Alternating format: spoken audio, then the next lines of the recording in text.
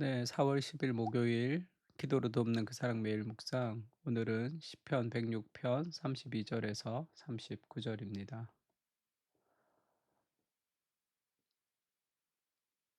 34절에 보면 그들은 여호와께서 멸하라고 말씀하신 그 이방 민족들을 멸하지 아니하고, 이런 표현이 있죠. 이스라엘이 광야에서 가나안을 정복해야 되는 임무를 맡았는데, 하나님이 멸하라고 말씀하신 이방 민족들을 멸하지 않았던 불순종하는 그런 모습을 보여주고 있습니다. 그래서 오늘은 그 이방 민족들을 멸하지 아니하고라는 제목으로 말씀을 좀 나누려고 합니다.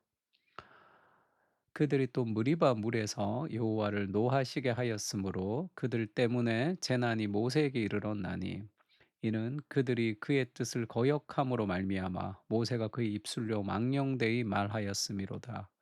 그들은 여호와께서 멸하라고 말씀하신 그 이방 민족들을 멸하지 아니하고, 하나님이 지금 출애굽을 해서 가나안으로 갈 때 광야에서 그들을 훈련시키시고 가나안에 하나님이 그들을 가게 하신 것은, 그 가나안은 젖과 꿀이 흐르는 땅이지만 그냥 가만히 있으면 뭔가를 누리는 땅이 아니라 전쟁을 통해서 승리하는 것, 가나안의 이방 민족을 멸하면서 나아가는 그것이 하나님의 뜻이었습니다. 하나님의 전쟁, 홀리 워가 있었죠.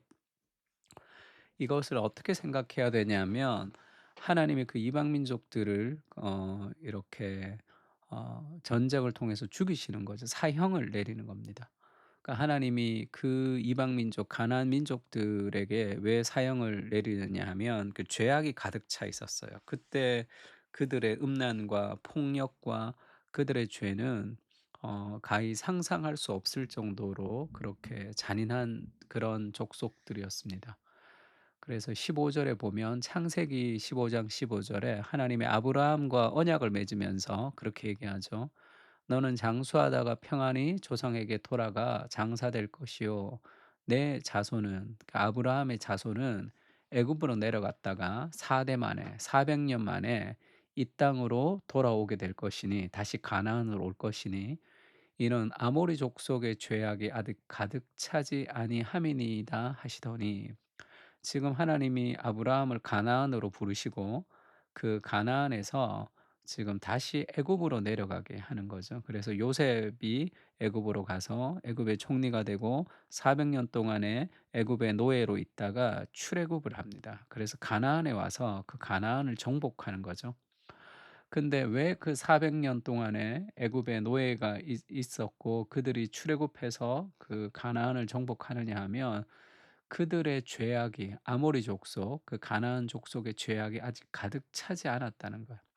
그 죄악이 가득 찼을 때 하나님이 심판하시는 거죠. 그래서 이스라엘의 정복 전쟁은 아모리 족속들을 향한 심판, 우리가 이제 사형을 선고할 때 우리가 교수형으로 사형을 선고할 수도 있고, 옛날에는 조선 시대엔 사약을 먹으면서 사형을 선고할 때도 있고, 이 망나니들이 칼로 목을 자르는 그런 길로틴 같이 이제 그런 식으로도 이제 교수형도 있고, 그런 공적 집행의 사형의 공적 집행의 원리로서 이스라엘의 정복 전쟁을 하나님이 그렇게 공적 집행의 원리로 그렇게 사용하신 겁니다.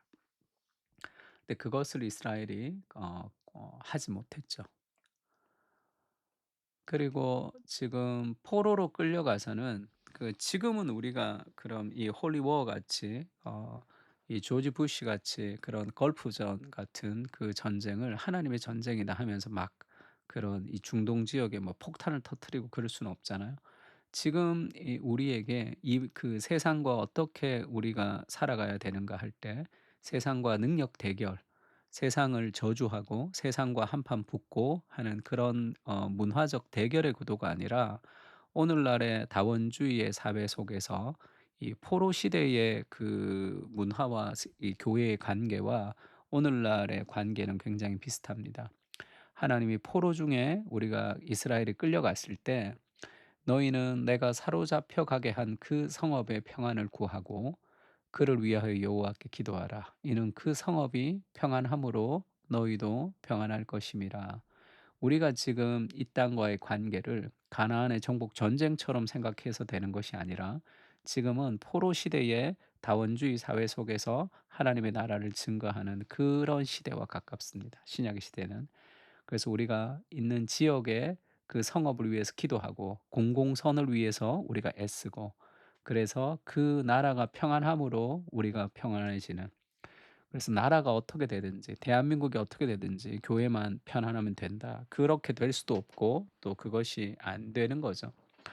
우리가 이 나라의 평안을 위해서 기도하면서 그들에게 겸손과 사랑으로 우리가 대해가는, 공공선을 위해서 앞장서는 방식으로 하나님의 그 백성으로서의 삶을 살아가는 것이 오늘날 우리가 취해야 될 그런 방식입니다. 그럼에도 불구하고 그 세상을 향해서 우리가 평안을 구함에도 불구하고 우리가 경계해야 되는 것은 세상에 속하는 거죠. 그 이방 나라들과 섞여서 그들의 행위를 배우며 그들의 우상들을 섬김으로 그것들이 그들에게 올무가 되었도다. 그들이 그들의 자녀를 악귀들에게 희생 제물로 바쳤도다. 무죄한 피 곧 그들의 자녀의 피를 흘려 가나안의 우상들에게 제사함으로 그 땅이 피로 더러워졌도다. 그들은 그들의 행위로 더러워지니 그들의 행동이 음탕하도다. 우리가 지금 이 세상 속에 살면서 세상과 다른 거룩한 삶을 살아가야 되지만, 그러고 세상의 평안을 구해야 되지만, 세상에 속해서 세상과 같아져서는 안 되는, 그러니까 우리는 세상 속에 in the world에 살지만 of the world, 세상에 속해서는 안 되고, 그리고 우리는 어떻게 살아야 되냐, into the world라고 얘기했죠. 세상으로 파송된 사람입니다. 우리가 세상을 살아가는 이유는 이 세상과 함께 가는 것이 아니라 세상과 구별된 삶을 살아가는 거죠, 세상 속에서. 베드로전서는 이렇게 얘기합니다. 사랑하는 자들아, 거류민과 나그네 같은 너희를 권하노니. 우리가 살긴 사는데 거류민이에요. 우리가 이 주인이 아닙니다. 나그네처럼 영혼을 거슬러 싸우는 육체의 정욕을 제어하라. 너희가 이방인 중에서 행실을 선하게 가져 너희를 악행한다고 비방하는 자들로 하여금 너희 선한 일을 보고 오시는 날에 하나님께 영광을 돌리게 하려 함이라. 우리가 거류민과 나그네처럼 사는 거죠. 이 땅을 영원히 사는 것처럼 사는 것이 아니라, 그래서 육체의 정욕을 제어하며 영혼을 거슬러서 싸우는 육체의 정욕을 제어하면서 우리가 하나님의 통치 아래서 말씀을 순종하며 살아가야 되는 거죠. 우리는 여기에 속한 사람들이 아니기 때문에 그렇습니다. 예수님도 그렇게 얘기하죠. 이 고린도전서의 바울이 너희는 누룩이 없는 자인데 새 덩어리가 되기 위해 묵은 누룩을 내버리라. 우리의 유월절 양 곧 그리스도께서 희생되셨느니라. 그러니까 유월절이 이제 어린 양의 피로 죽는 그 죽음을 벗어난 날이죠. 그리고 유월절 그 다음 날부터 일주일 동안 무교절이라는 절기를 가집니다. 무교절은 원래 무효의 효, 효소가 없는 빵을 먹는 날입니다. 어린 양의 피로 거룩해진 사람들이 이제는 거룩한 삶을 살아가야 된다. 그게 이제 효소가 없는, 누룩이 없는 빵을 먹는 절기죠. 그러니까 너희는 누룩이 없는 자인데, 이게 무교절의 인생인데 새 덩어리가 되기 위하여 묵은 누룩을 내어 버리라. 그러니까 무교절처럼 거룩하게 살아라. 우리가 거룩하게 살 수 있는 동기가 어디에 있는가? 유월절 양 곧 그리스도께서 희생되셨다. 그리스도의 희생이, 그리스도의 은혜가 우리가 거룩하게 살아가는 삶의 동기가 된다. 지금 그렇게 이야기하고 있습니다. 그러니까 우리가 세상 속에서 우리가 하나님의 은혜를 기억할 때 세상에 속하지 않고 거룩한 삶을 살아갈 수 있는 거죠. 그리스도께서 희생되셨다는 그 희생을 아까워해야 되는 거죠. '얼마나 귀한 희생인데 내가 이렇게 살 수 있는가.' 그 마음이 있다는 거예요. 그 예수님이 그렇게 얘기합니다. "우리는 그렇게 세상의 육신의 정욕을 따라 살아가는 존재가 아니다. 예수께서 이르시되 너희에게 평강이 있을지어다. 아버지께서 나를 보내신 것 같이 나도 너희를 보내노라."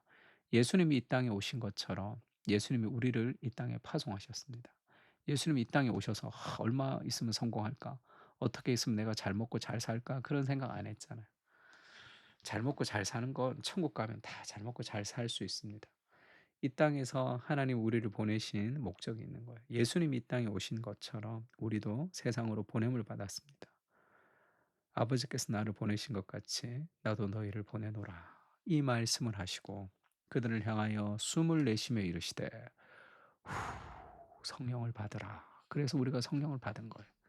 그래서 우리 안에 있는 성령님은 하나님의 말씀 안에 우리가 파송된 존재로 살아갈 때 기쁨을 느끼게 되어 있습니다.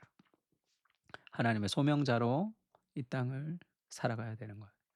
세상 속에 살지만 세상과 벗하지 않게 하시고 세상과 구별되는 사명자로 살아가게 하옵소서. 세상 속에서 파송되었음을 기억하며 세상을 하나님 나라로 만들어가는 일에 앞장서게 하시고 내 안에 계신 성령님의 능력을 의지하며 살게 하옵소서. 아멘. 우리 다 같이 시편을 가지고 함께 기도하겠습니다.